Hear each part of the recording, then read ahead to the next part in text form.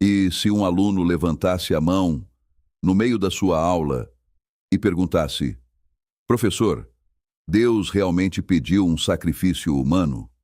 Ou pior, Abraão estava ouvindo Deus ou apenas enlouqueceu?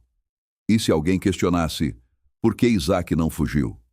Isso não parece injusto? Como explicar esse texto sem causar escândalo? A verdade é que Gênesis 22 levanta algumas das perguntas mais difíceis de toda a escola bíblica dominical, e muitos professores simplesmente não estão preparados para respondê-las. Você está no podcast complementar da lição 7 da EBD Adultos, segundo trimestre de 2026. Tema da lição: uma prova de fé, a entrega de Isaac.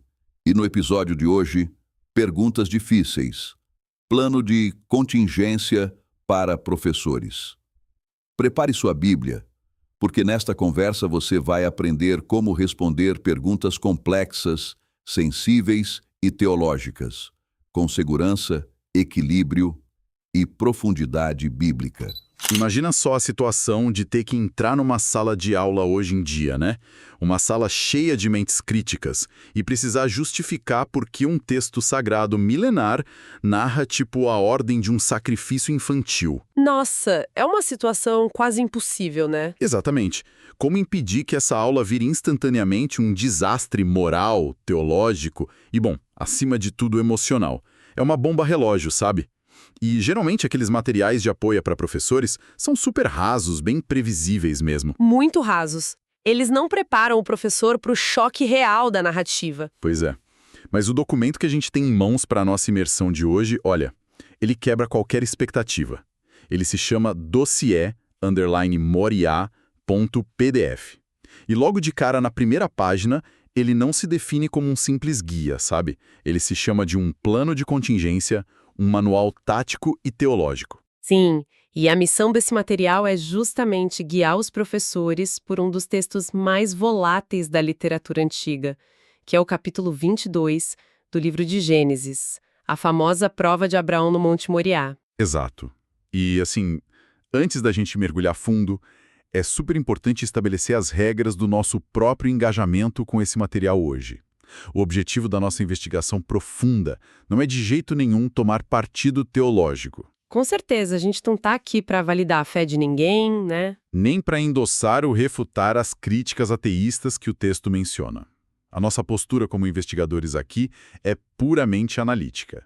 A gente quer dissecar a engenharia interna desse manual, entender a mecânica de como uma instituição gerencia os próprios textos polêmicos, constrói as defesas e orienta a percepção das pessoas através da linguagem. Eu estou muito impressionado com o nível de detalhe disso. Eu também fiquei muito impressionada. O que torna a análise desse dossiê tão fascinante é perceber o nível dessa arquitetura defensiva.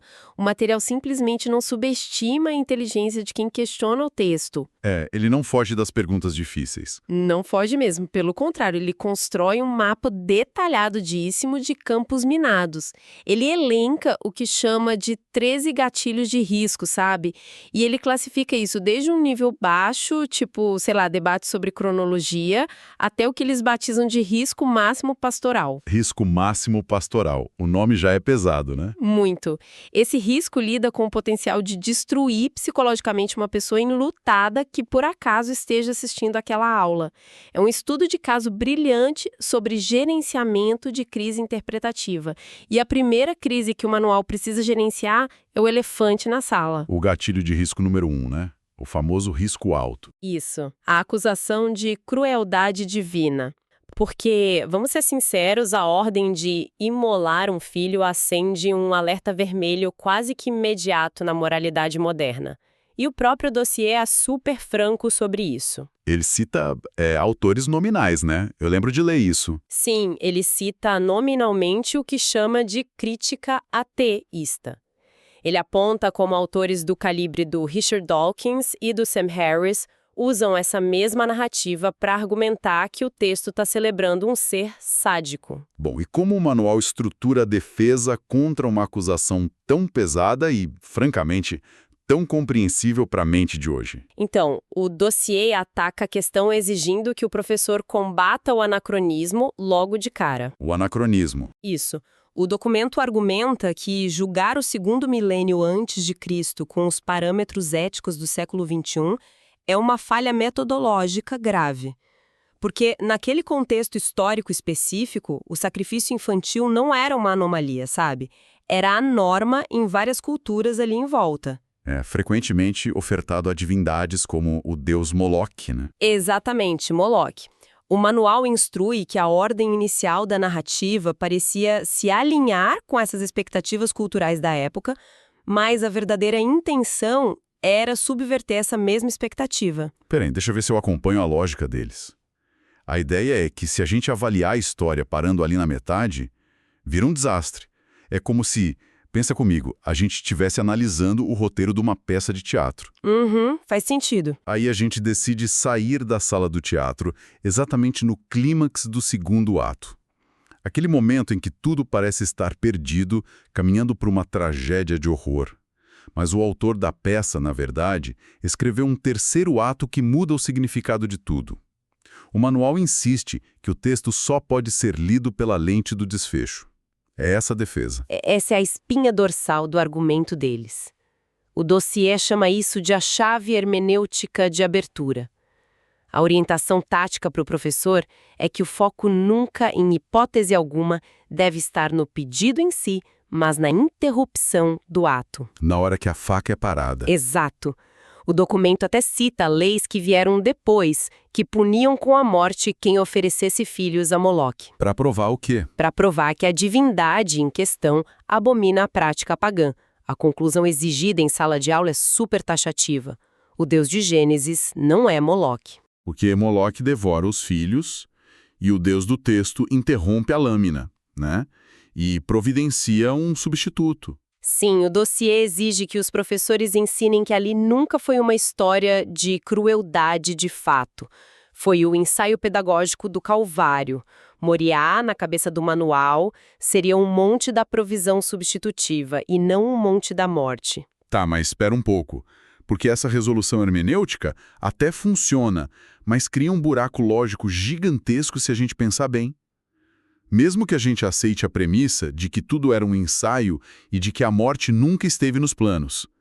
Aí a gente entra no risco alto número 3 do documento. O problema da onisciência. O problema da onisciência, exatamente. Se a premissa de toda a teologia ali é de um Deus que sabe todas as coisas, do passado e do futuro, por que aplicar um teste? Para que testar? O próprio texto bíblico traz uma frase onde a divindade diz, abre aspas, agora sei que temes a Deus. Isso soa como se um ser infinitamente sábio tivesse acabado de descobrir uma coisa que ele não sabia.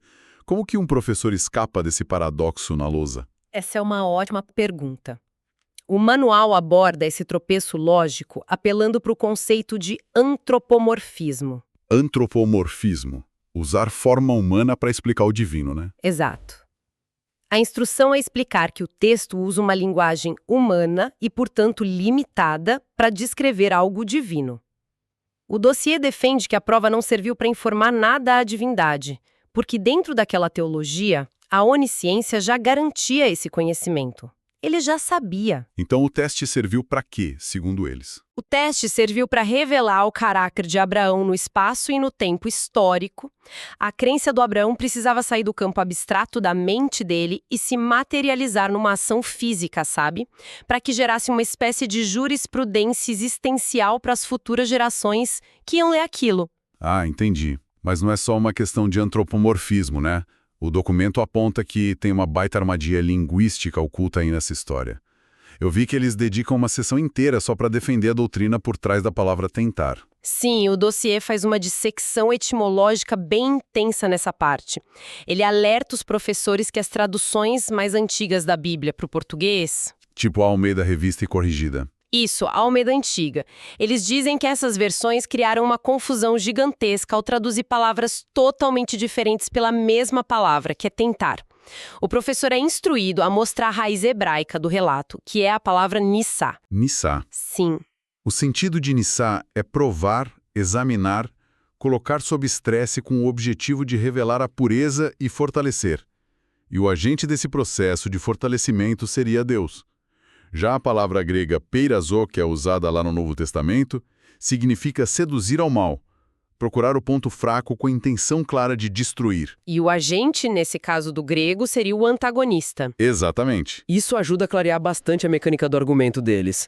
Seria, basicamente a diferença entre um personal trainer e um agiota tentando quebrar suas pernas, certo? Nossa, essa analogia é muito boa. Porque pensa bem, o treinador coloca um peso absurdo na barra não porque ele quer que os seus ossos quebrem, mas para forçar a adaptação, para o crescimento muscular.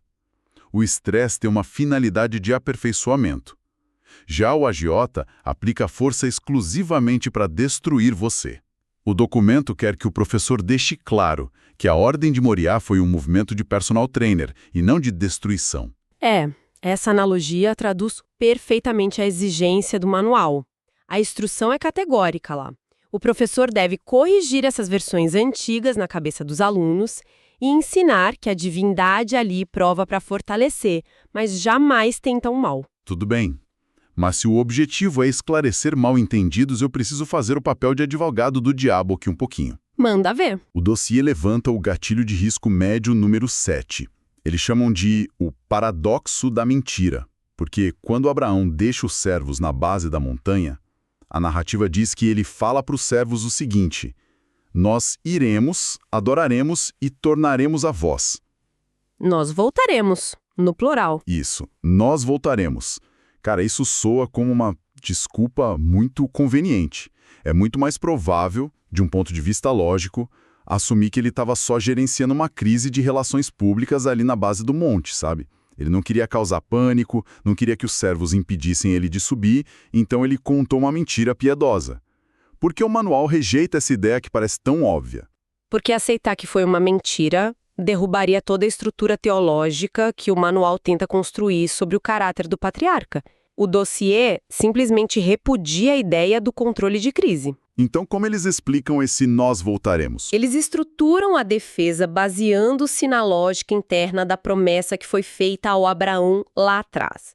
A narrativa antes desse evento estabelecia que a descendência dele viria exclusivamente através daquele filho, do Isaac. O documento cruza o texto de Gênesis com o texto de Hebreus no Novo Testamento para argumentar que a mente do Abraão resolveu o paradoxo através de uma dedução lógica brutal. Uma dedução lógica. Como assim? Tipo assim, se Deus prometeu que o futuro vem desse menino, e agora esse mesmo Deus pede a morte desse menino, a única resolução matemática possível na cabeça dele para manter a coerência divina é que a divindade vai ter que ressuscitar o garoto das cinzas. Caramba. Então, quando ele diz nós voltaremos, pros servos, não é uma tática de despiste para acalmar a galera. O documento ensina que é uma declaração literal de uma fé quase, insana na ressurreição. É exatamente isso que o manual defende. Ele não sabia como o menino ia voltar, mas a equação teológica na cabeça dele exigia o retorno dos dois. Olha, essa resolução hermenêutica até faz sentido, mas dentro da teoria daquele universo ali. Mas e na prática física? Porque toda essa abstração teológica e esse foco gigantesco no Abraão esmorona rapidinho quando a gente lembra que existe um outro ser humano de carne e osso subindo aquela montanha. E quem está acompanhando a nossa imersão de hoje deve estar pensando, puxa, a gente está ignorando a vítima? Sim, a gente tem essa imagem visual muito forte, né? Exato. A arte renascentista, os livros infantis, tudo isso condicionou o nosso cérebro a imaginar uma criança, de 8 anos, frágil, aterrorizada. Isso nos leva ao gatilho de risco médio número 6 do dossiê, o trauma de Isaac.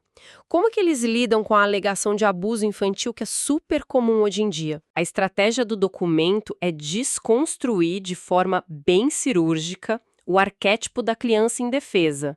Tem uma seção chamada O Perfil de Isaac, que ataca justamente essa percepção visual que a arte e a cultura popular criaram nas nossas cabeças. Eles mudam a idade dele. Sim. O manual compila estimativas históricas e tradições rabínicas para provar que a idade de Isaac o colocava muito longe da infância. Algumas tradições sugerem 14 anos. O historiador Flávio Josefo aponta para 25 anos. E tem registros do Midrash que argumentam que ele poderia ter 37 anos. 37 anos? Uau!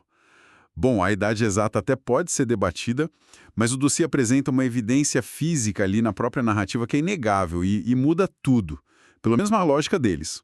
O texto diz que o Isaac carregou a lenha para o holocausto até o topo do monte. Um holocausto inteiro exige uma quantidade massiva de madeira. É muito pesado. Se ele carregou isso montanha acima, ele tinha um porte físico de um adulto jovem, de alguém forte. Com certeza, ele não era uma criancinha. E, em contrapartida, o Abraão era um homem com mais de 115 anos. A matemática da força física simplesmente não bate. Um idoso centenário não amarra um adulto forte contra a vontade dele. O Isaac poderia facilmente ter empurrado o pai e ido embora para casa. E o dossiê usa essa exata dedução da força física para alicerçar o perfil psicológico do Isaac. Não há nenhum registro de luta, de pânico ou de tentativa de fuga. O manual destaca o diálogo lúcido e calmo, onde o filho questiona sobre o cordeiro. Onde está o cordeiro, né? Isso. A conclusão que eles exigem do professor é que Isaac não foi uma vítima coagida. Ele foi um coparticipante consciente e voluntário. Ele entendeu a gravidade do momento teológico e se submeteu ao pai. O documento ainda usa a vida posterior do Isaac, onde ele é descrito como um adulto próspero e equilibrado emocionalmente, para tentar provar que o evento não gerou as sequelas de um trauma de abuso. E aqui, o documento se aproveita dessa ideia de submissão voluntária para armar uma assimetria assombrosa, né? Se o Isaac não é uma criança chorando, mas um filho adulto que carrega a própria lenha em silêncio rumo ao sacrifício, ele deixa de ser apenas um personagem histórico. Ele se torna um molde. Um molde perfeito. É o que o dossiê chama de tipologia. Tipologia. Isso, o manual traz uma tabela rigorosíssima que espelha o evento do Monte Moriá com o evento do Calvário. É uma exigência tática mesmo. O professor tem que desenhar esse paralelo na sala. O Isaac entra como o tipo, o filho único, amado, carregando a lenha nas costas, submisso, e que acaba sendo substituído por um cordeiro no terceiro dia de jornada. E do outro lado da tabela, o antipo, que é a figura de Cristo, o filho unigênito, carregando a cruz de madeira, submisso de forma voluntária e com a janela de 3 dias entre a morte e a ressurreição. Nossa, é quase uma engenharia de precisão narrativa. É impressionante como eles alinham isso. Mas olha, se o Isaac dessa história toda é um adulto consciente, surge um gatilho de risco baixo ali no documento que muita gente passa batido. Onde está Sara, a mãe? A grande pergunta. Se ele é um homem feito, a mãe que esperou tipo 90 anos para ter esse filho, certamente teria algo a dizer sobre essa viagem para o monte. Porque a matriarca é absolutamente invisível na subida dessa montanha. O manual prevê essa dúvida da turma e oferece uma resposta dupla. É uma questão de foco narrativo e proteção emocional. O argumento deles é que a ausência de Sara não é um desdenho do autor para com a figura feminina. A provação era um funil estritamente pessoal, desenhado para a liderança e para a fé do Abraão. Ah, então colocar ela na história atrapalharia o foco. Exato. E introduzir a mãe, que não tinha recebido a ordem divina diretamente, adicionaria uma variável de tensão emocional e interferência ali que desfocaria totalmente o propósito histórico do relato. O dossiê argumenta que o silêncio do texto, na verdade, atua como um escudo em torno da figura materna. Entendi. E além da simetria dos personagens e desse funil narrativo todo, o dossiê força uma precisão geográfica absurda, não é? Ele tenta provar que a sombra do passado e o evento do futuro ocorreram literalmente no mesmo CEP. Sim, no mesmo endereço. A instrução do dossiê rejeita totalmente a ideia de ser uma mera coincidência poética. O material orienta os professores a mostrarem, através de cruzamentos com o livro de crônicas, que o Templo de Salomão, muito tempo depois, foi edificado no Monte Moriá, e que o local da crucificação de Jesus, o Calvário, pertence exatamente ao mesmo sistema montanhoso. A mensagem que o manual quer passar é clara: a geografia chancela a teologia. Essa fundação teológica é super densa, mas é interessante notar também que, conforme a gente vai avançando na leitura do dossiê, a teoria antiga esbarra de frente no pragmatismo moderno. Sim, nos problemas de hoje. Exato.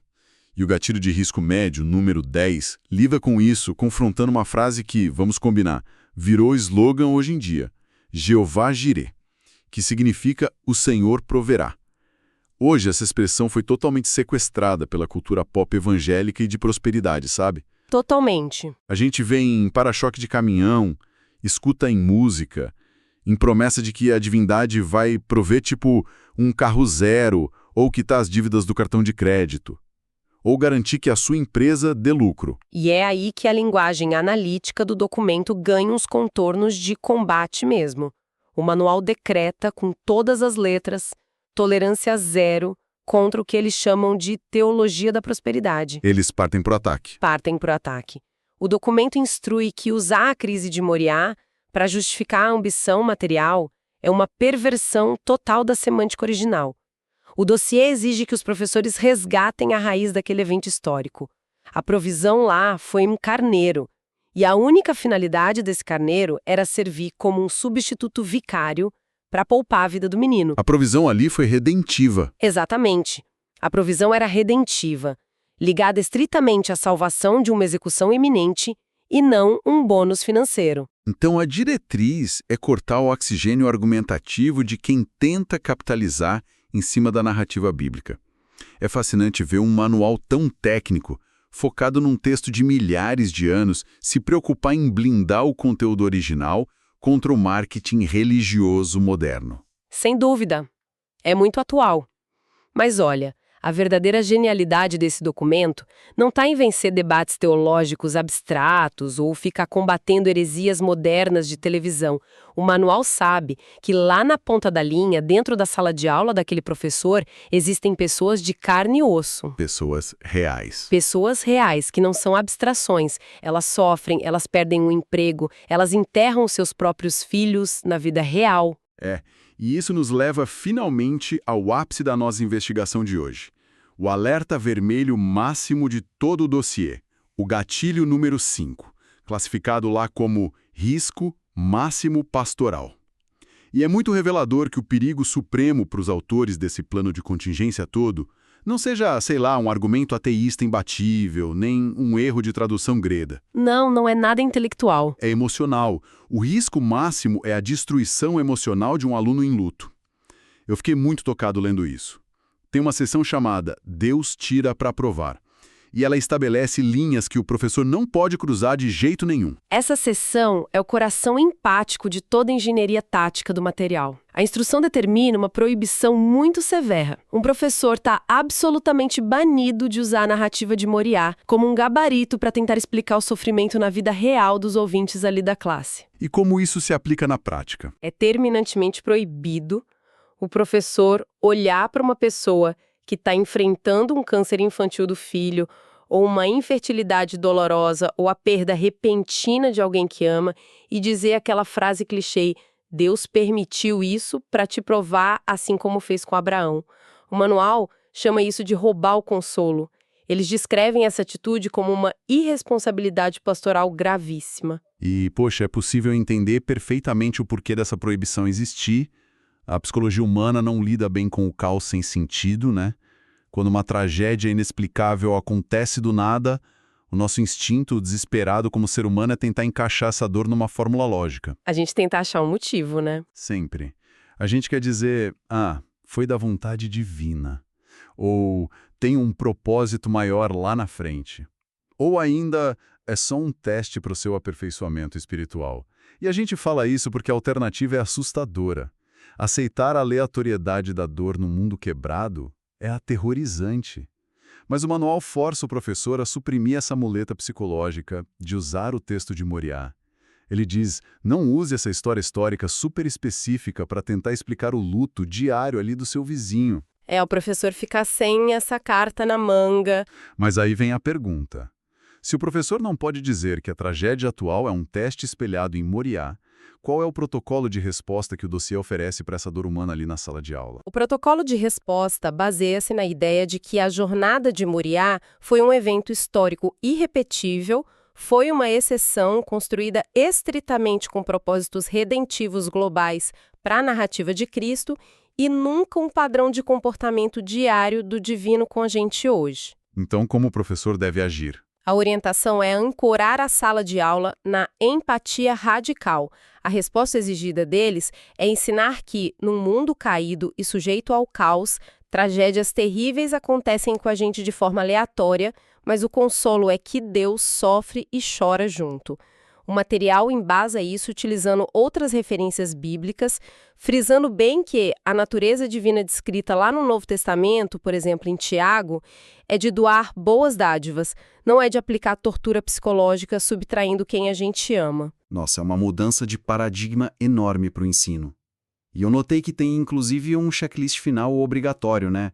Eles chamam de ternura pastoral, que é focado unicamente na proteção emocional e psicológica daqueles que estão machucados ali assistindo a aula. Tem sim, e isso mostra uma maturidade enorme de quem elaborou o material. É impressionante observar como a dissecção super cautelosa de uma narrativa tão milenar acaba ditando as regras do acolhimento humano agora no presente.